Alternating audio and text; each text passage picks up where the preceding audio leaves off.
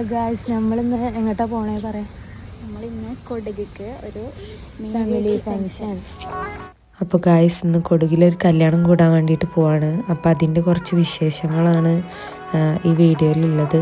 Family ആയി പോയതുകൊണ്ടും പിന്നെ കുറേ ട്രാവൽ ചെയ്യാണ്ടായതുകൊണ്ടും വണ്ടിയൊക്കെ നിർത്തി അങ്ങനെയാണ് പോയത്. പിന്നെ ഫാമിലീൻ്റെ കൂടെ പോകാമെന്ന് പറയുന്നത് തന്നെ ഒരു വൈബാണല്ലോ. വരും കൂർഗ് വിശേഷങ്ങളിൽ ആ വൈബൊക്കെ കാണാം. വണ്ടിയിൽ ഈ പാട്ട് വെച്ചപ്പോൾ തന്നെ ആപ്പാക്ക് നൊസ്റ്റു അടിച്ചു.